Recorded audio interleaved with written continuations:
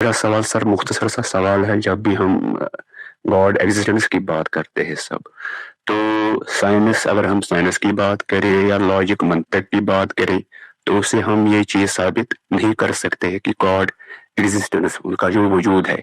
اگر ہم موٹے لفظوں میں یہ کہے کہ اللہ تعالیٰ جو ہے، گاڈ جو ہے، یہ ہمارا فیتھ ہے، یہ ہمارا بلیف ہے کہ ہر بنی ہوئی چیز کا ایک کریٹر ہے، ایک ماسٹر ہے. تو اس پر آپ کی وضاحت چاہیے سر. یہ کہنے میں کوئی حرج نہیں ہے، ہمارا بلیف ہے، ہمارا فیتھ ہے، لیکن ساتھ یہ بھی کہنا چاہیے کہ ہمارا یہ فیتھ بغیر کسی عقلی دلیل کے نہیں ہے. ہمارے اس فیتھ کے پیچھے ایک شعوری عمل ہے، ایک ریشنیل ہے، ایک بنیاد ہے. ایک ہوتا ہے توہم، آپ نے ایک خیال کر لیا، آپ کے ذہن میں ایک الجھن کی سلجھن ہو گئی. اور ایک چیز یہ ہوتی ہے کہ عقلی قرائن ہیں، اس کے بعد بہت ساری بنیادیں آپ کے پاس موجود ہیں جس کی بنیاد پہ آپ کسی چیز کو بلیو کرتے ہیں.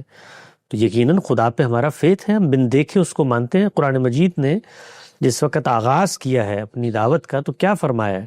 الذین یؤمنون بالغیب، وہ لوگ جو غیب میں ہوتے ہوئے ایمان لاتے ہیں. بالغیب کا مطلب کیا؟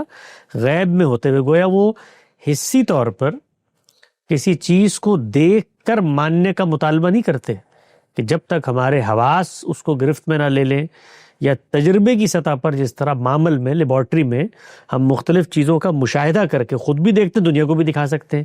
یہ کام جو ہے وہ تو جانور بھی کر لیتے ہیں اگر ان کو سامنے دکھا دیا جائے.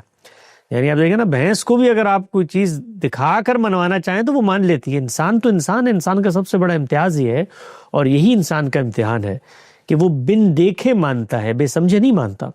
تو خدا ہے، ہمارا اس پر فیتھ ہے، بلیف ہے، بے سمجھے نہیں ہے، علمی اور عقلی بنیادوں پر ہے. ہم مخلوق ہیں تو ہمارا کوئی بنانے والا ہوگا. عقل ہمیں یہاں تک لے گئی. انبیاء کی خبر نے ہماری اس فطری عرش کی تصدیق بھی کی، اور پھر اس خبر کا انالیسس ہمیں بتاتا ہے کہ یہ ماورا کی خبر ہے.